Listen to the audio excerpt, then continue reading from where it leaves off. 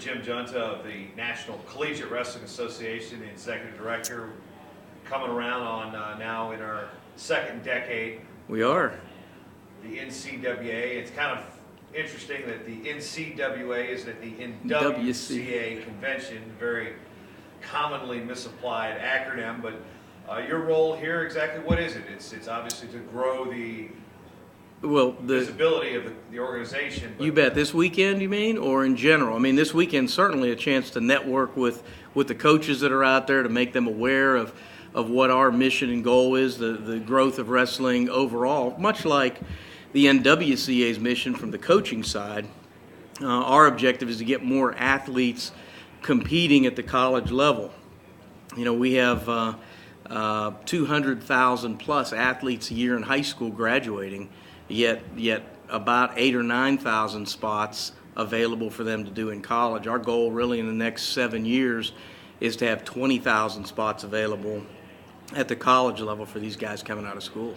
Now, one thing that you kind of shy away from in our discussions in the past is it's not necessarily truly club wrestling. There are wrestling clubs as part of this, but it's not the club wrestling. It's the NCWA, it's National Collegiate Wrestling. You make an emphasis that it's not just clubs. There are varsity programs that are sponsored by the universities within the organization. So how about a little bit of background on what the organization was founded out of and where it's at now, and how that growth is not just necessarily supplemented the current collegiate, Division I, NCAA, NAIA scene, but the sport as a whole. Well, Jason, I mean, the original mission and goal was to try to grow wrestling at the D1 level. As much as that was the mission, and really to extinguish ourselves as an NCWA program back in the 90s, the reality of it is we've only been able to push about one team a year from the NCWA into the NCAA. But the demand for wrestling has grown so much that we have 12 to 15 new teams per year joining the NCWA. As a result, we're at about 170 teams right now. We've got to take those teams from very clubby type programs up to what we consider Division I, solid club programs, eventually into the athletic department.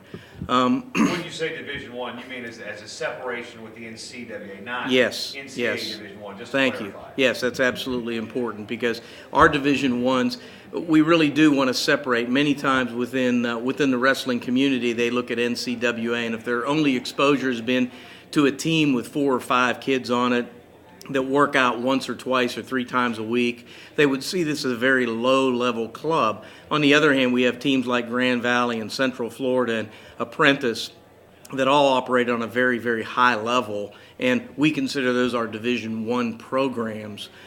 From there, the objective would be to push them into one of the other divisions within wrestling. Well, we also talk about what it's done for the apprentice school, as an example, being from Virginia.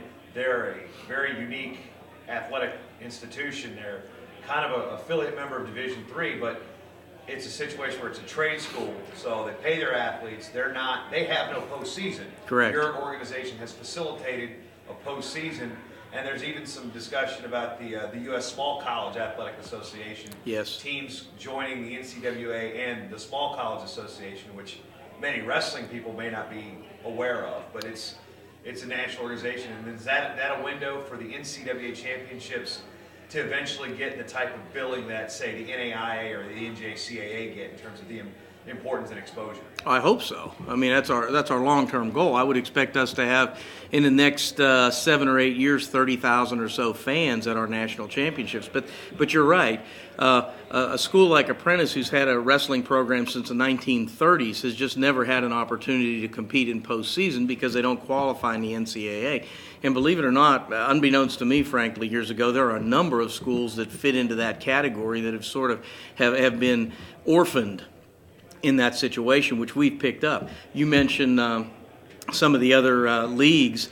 Penn State New Ken will start a program this year. Where you went to college. Exactly, my old alma mater.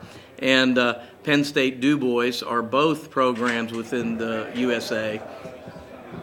And they should very quickly their varsity athletic programs funded by the athletic department, and I would see them moving quickly to the top ranks within our association. Well, with that association, the tie-in with the U.S. Small College Association, is there going to be a joint kind of effort there that varsity, if that organization gets a certain number of teams, that is a valid national championship under their umbrella? How is the NCWA going to help facilitate that? Well, like a dual membership role, or initially one going to kind of oversee the other, or what? Initially we haven't really worked out those details, but initially we're working together. Bill Casto and I have talked about it a number of times, and right now we want to empower them to grow within their league a wrestling division. Will that be part of our league?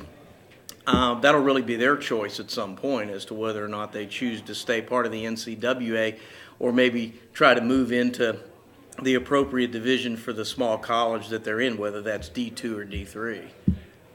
As far as the growth, we've got Division I, Division II, and what is the biggest stigma you've had to kind of shoot down over the last couple of years about the organization as a whole?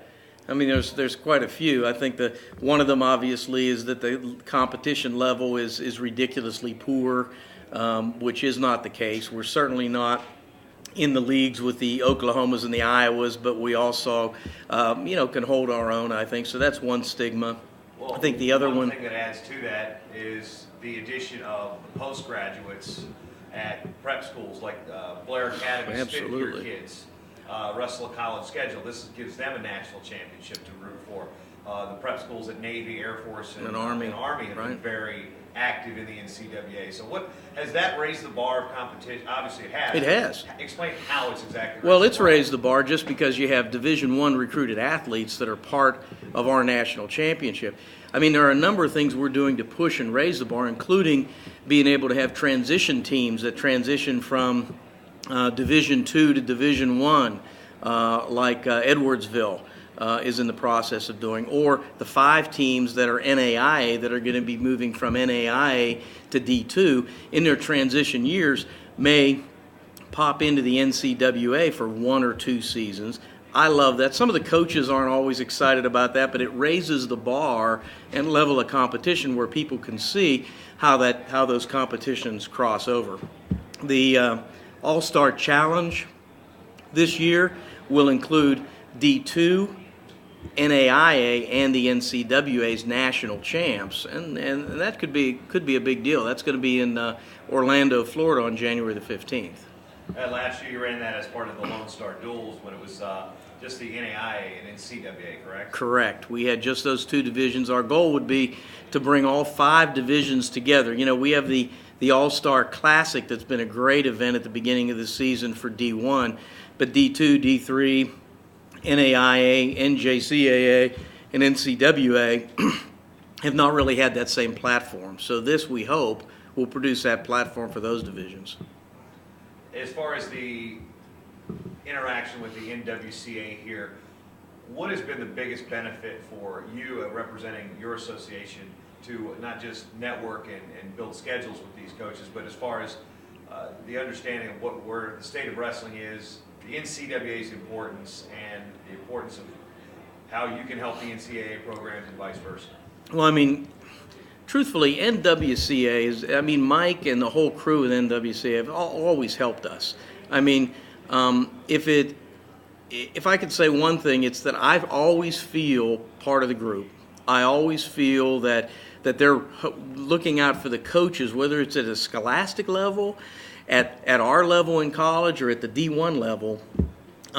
Mike has always been very, very open and always asking to try to help, as well as all the rest of the staff. I've never felt slighted. It's always been one of those situations where they've asked us, what do you need? What can we do to help make things better? So we love being here.